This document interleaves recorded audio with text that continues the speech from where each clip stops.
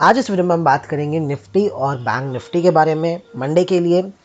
उसके पहले डिस्क्लेमर नहीं पढ़ा है, डिस्क्लेमर पढ़ लीजिए। डिस्क्लेमर पढ़ना बहुत ज़्यादा इंपॉर्टेंट हो जाता है, तो डिस्क्लेमर नहीं पढ़ा है तो डिस्क्लेमर आपकी स्क्रीन के ऊपर है, उसको डेफिनेटली एक बार गो थ्रू कर लीजिएगा।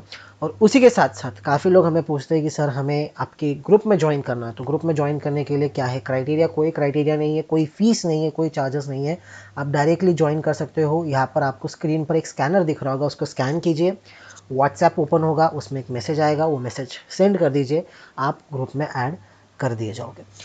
अब बात करते हैं निफ्टी एंड बैंक निफ्टी की।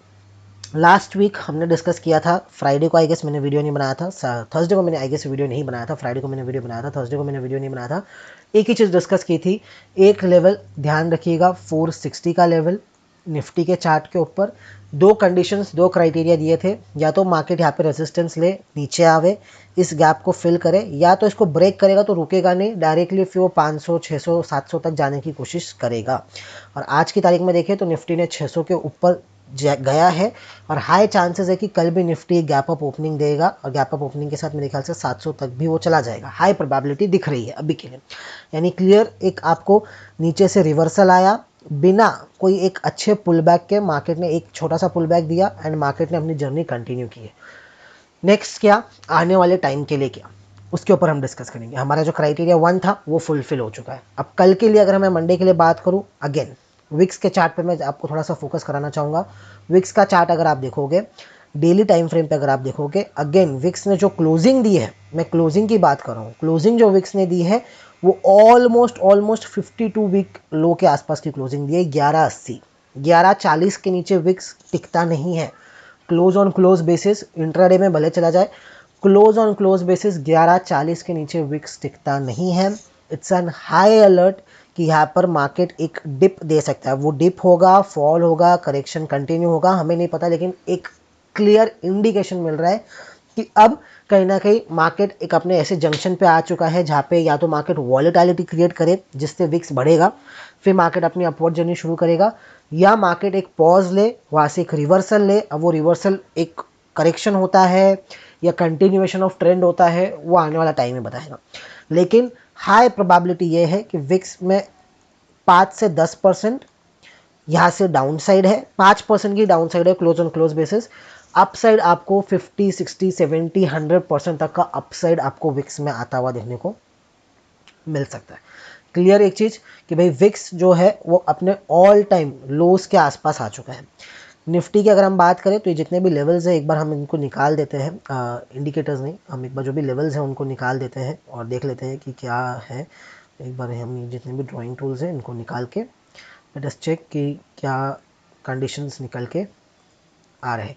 ठीक है, निफ्टी की अगर हम बात करें तो चार्टिकली अगर आप देखोगे तो निफ्टी में एक शार्प डब्ल्यू पैटर्न बना, डेली टाइम फ्रेम के ऊपर एक अच्छा वाला डब्ल्यू पैटर्न बना, और उसके बाद निफ्टी ने कहीं ना कहीं एक अपने अपवर्ड मूव कंटिन्यू शुरू किया। कल के लिए अगर हम बात करें, हम एक ही लेवल पे ध्यान देंगे, वो है विक्स का। अगर 1150 के नीचे कल क्लोजिंग आ जाती है, 1140 के नीचे टू बी प्रिसाइज अगर क्लोजिंग आ जाती है इंडिया विक्स की, तो फिर भाई ऊपर का मुझे पता नहीं क्या होगा, नीचे का विक्स का मुझे पता नहीं क्या होगा, लेकिन हाई प्रोबेबिलिटी यही है कि विक्स ज़्यादा दिन 11-12 के आसपास टिकेगा नहीं, यहाँ से एक बाउंस आने के चांसेस है। निफ्टी भी अपने रेजिस्टेंस जोन के आसपास आ रहा है। अब अगर हम फ्रेश रेजिस्टेंस निफ्टी का निकालने की कोशिश करें तो वो निकलेगा ये जोन। ये जोन जो है निफ्टी के लिए एक रेजिस्टेंस की तरह एक्ट करना चाहिए, तो इसको हम मार्क कर लेते हैं एज एन रेजिस्टेंस। वो है 655 से 800 टू बी प्रिसाइज। हम इसको थोड़ा सा ऊपर ले जाते हैं, हाँ 700 से 800 का जो जोन है, ये जो 100 पॉइंट का जोन है निफ्टी के लिए एक रेजिस्टेंस जोन है। अब अगेन दो क्राइटेरिया में निफ्टी के लिए आपको ओपन कर देता हूँ। पहला क्राइटेरिया में आपको विक्स के ऊपर ध्यान देना है। अगर विक्स बढ़ता हुआ देखने को मिले, कल का जो डे हाई है विक्स का अगर वो क्रॉस करता हुआ देखने को मिले, देन मान लीजिएगा कि यहाँ पर एक शॉर्ट टर्म टॉप लग चुका है। शॉर्ट टर्म यानी वो 1-2 दिन, 5 दिन, एक हफ्ता, 2 हफ्ता, कितने दिन चलेगा पता नहीं, लेकिन हाँ एक पॉज मार्केट में लग चुका है। मार्केट ईजिली उसको ब्रेक नहीं करेगा। कंडीशन 2 कि मार्केट खाली कंसोलिडेट करे। अभी जैसे 17,800 के आसपास चला जावे मार्केट, या 17,750 700, ये जो जोन है 700 से 800, उस जोन के आसपास चला जावे और नीचे 17,500 एक बेस बना ले। ये 200-300 पॉइंट के अंदर मार्केट यहाँ पे टाइम पास करे, कंसोलिडेट करे। अगर वो करता है मार्केट, देन हायर प्रोबेबिलिटी ये होगी कि मार्केट इस पॉइंट ऑफ टाइम पे जब कंसोलिडेट करेगा, विक्स आपका 14-15 तक आने की कोशिश करेगा, मतलब वॉलेटिलिटी क्रिएट होगी, गैप डाउन खुलेगा, फिर ऊपर चला जाएगा, या मार्केट ऊपर खुल के इंट्राडे में शार्प डिप देगा, अगेन नेक्स्ट डे रिवर्सल कर जाएगा।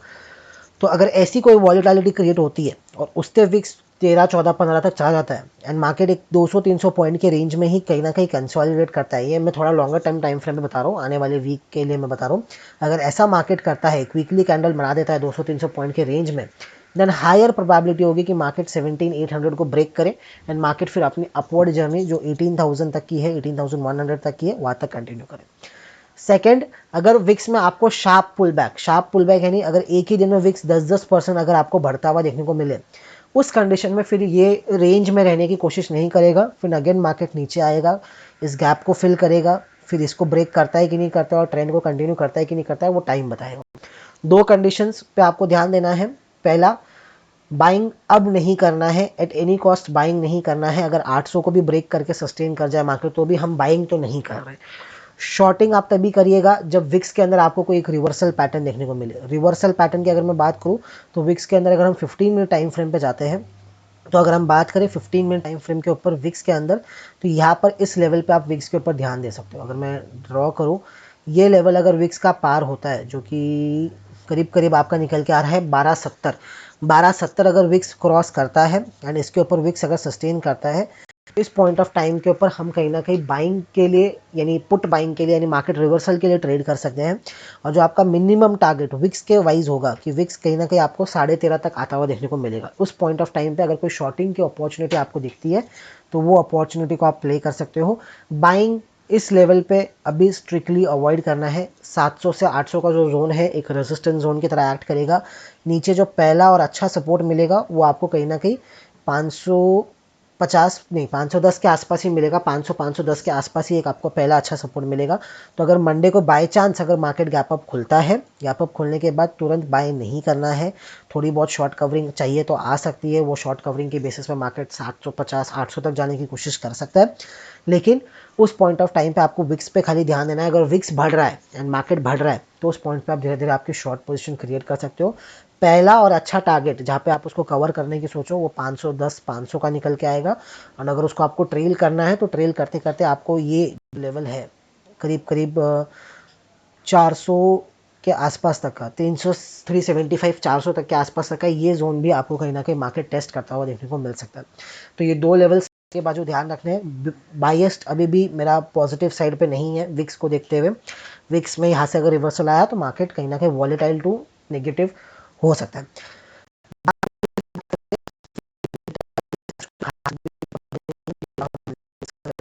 के लिए अभी खास डेटा बने नहीं। बैंक निफ्टी में ब्रेकआउट आया है, बैंक निफ्टी का बैंक निफ्टी सस्टेन कर रहा है। जैसा हमने सोचा था कि अगर बैंक निफ्टी गैप अप खुलता है यहाँ पे सस्टेन करता है, निफ्टी भी कहीं ना कहीं अपने लेवल्स को क्रॉस कर देगा। तो बैंक निफ्टी ने उसको सस्टेन किया है, गैप को फिल किया है। अगेन बैंक निफ्टी 41,200 के आसपास जो रेजिस्टेंस है वहाँ से रेजिस्टेंस लिया है। अगर विक्स बढ़े बैंक निफ्टी 40,800 तक इजीली आ सकता है, और थोड़ा सा अगर वॉलेटिलिटी मार्केट में बढ़ती है तो 40,500 450 तक भी बैंक निफ्टी एक बार के लिए एक अच्छा वाला पुल बैक लेता हुआ देखने को मिल सकता है। तो ये दो क्राइटेरिया पे आपको ध्यान देना है निफ्टी बैंक निफ्टी के ऊपर। विक्स पे आपको स्ट्रिक्टली नज़र रखना है। बाइंग के लिए अभी नहीं है मार्केट, 80%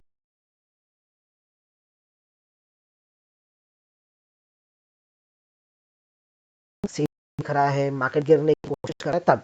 क्योंकि नहीं तो अगर मार्केट वॉलेटाइल रहा तो उसमें बेस्ट यही होगा कि आप ऊपर की कॉल बेच सकते हो एट द मनी, या थोड़ी सी आउट ऑफ द मनी वाली आप चाहो तो वो कॉल को भी सेल कर सकते हो। वीडियो इन्फॉर्मेटिव लगे तो लाइक जरूर कीजिएगा। चैनल को अभी तक सब्सक्राइब नहीं किया तो सब्सक्राइब कर सकते हैं। धन्यवाद।